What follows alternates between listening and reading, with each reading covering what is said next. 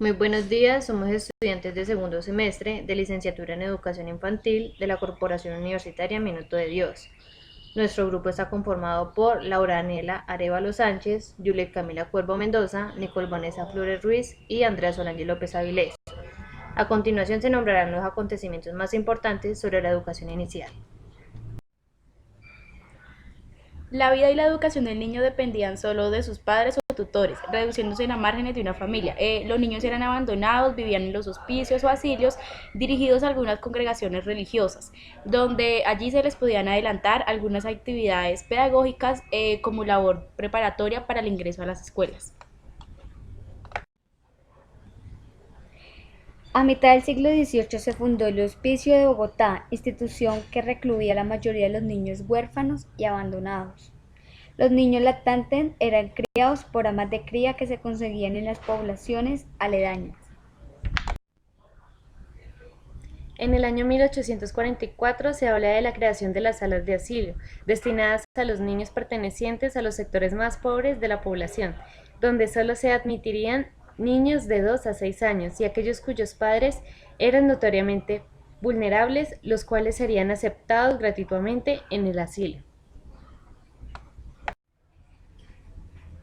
En el año 1851, a través del escritor y presidente José Manuel Marroquín, se organizó en Colombia el primer establecimiento de preescolar, como lo era la Escuelita Campestre de Yerbabuena, donde por primera vez se realizaron actividades pedagógicas y creativas para niños menores de 6 años, bajo la orientación de la teoría de Freud.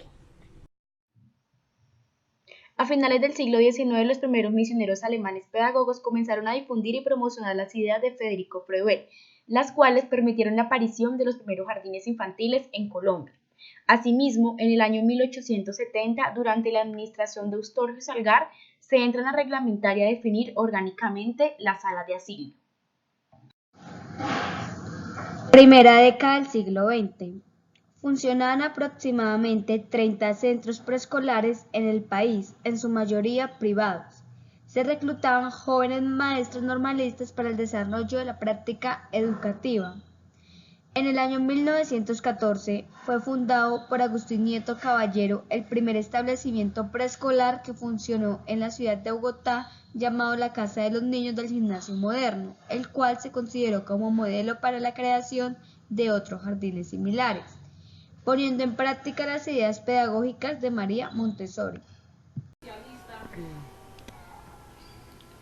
En el año 1930 a 1975, el carácter asistencialista que se le dio a la educación preescolar en los primeros años de la vida del niño fue cambiando y se empezó a vislumbrar lo educativo, valorando así la educación preescolar como un nivel de formación educativa, con características y rangos específicos, pero que no estaba reconocido legalmente. No había ninguna normatividad, solo se prestaba este servicio educativo a los niños de familias pudientes.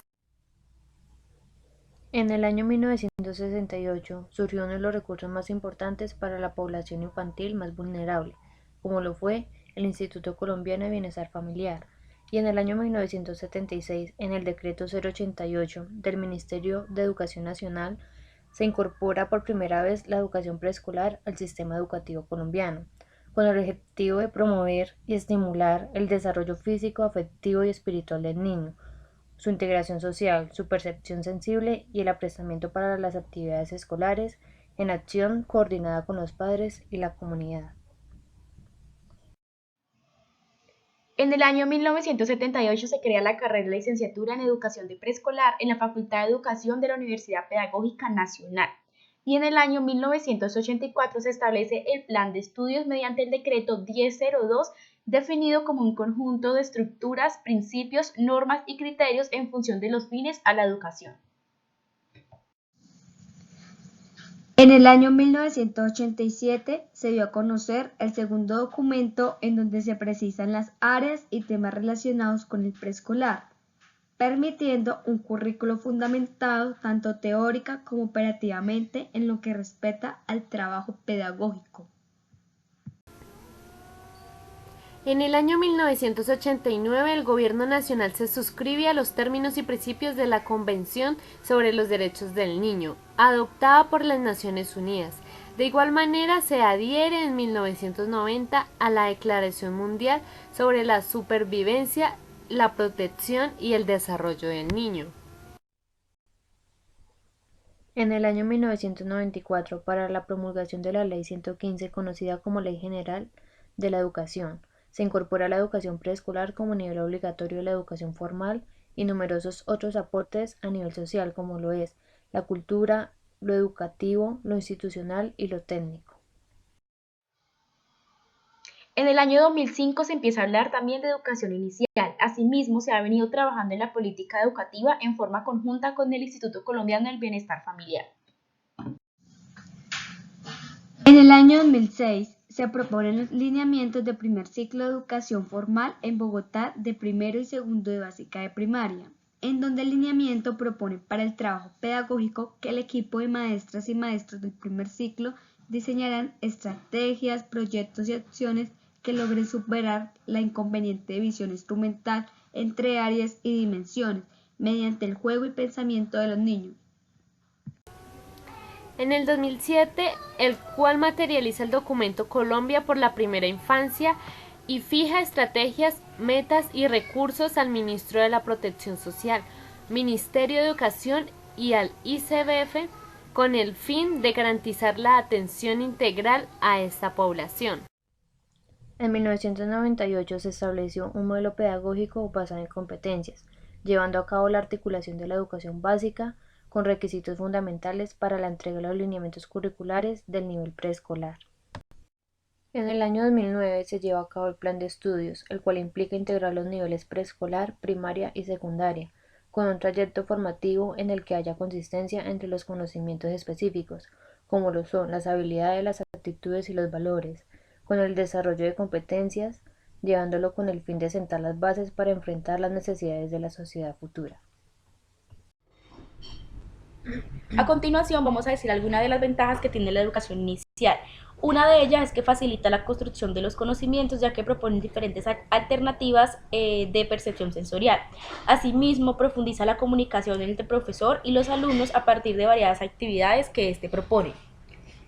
Por medio de la educación inicial, los estudiantes adquieren nuevas experiencias para enfrentarse al día a día. Como también promueve la enseñanza activa mediante el proceso didáctico y dinámico.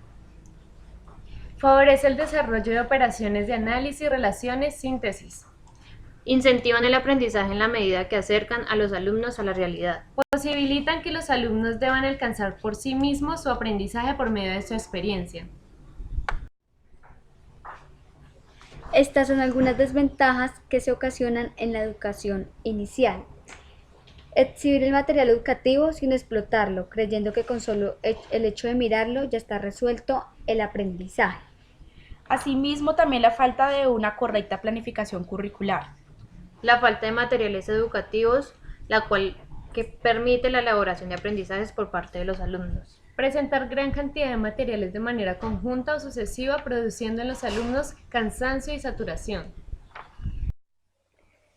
A modo de cierre, pues quiero dar algunos aportes sobre las perspectivas que se tienen acerca de la educación en la primera infancia, pues ya que anteriormente se centraba en el acompañamiento y cuidado de los niños, donde solo les brindaban las necesidades básicas, como lo era una higiene, la alimentación, entre otras. Y pues ya vemos que en la actualidad eso ha evolucionado, pues ya que su enfoque principal es la potenciación del desarrollo, donde se lleva a cabo el desarrollo de habilidades, la libertad, la relación con las personas y su entorno, mediante diversos procesos de aprendizaje basados en la cultura. Y pues ya como futuras docentes y segundo agente socializador que somos, nuestro rol es transmitir diferentes conocimientos día a día, siendo maestras con una metodología constructivista, autónomas, para realizar diversas actividades, fortaleciendo y estimulando un buen desarrollo de aprendizaje, con el fin de formar y educar con buenas bases a los niños y las niñas. Y pues es muy importante tener en cuenta que el niño no juega para aprender, pero aprende cuando juega.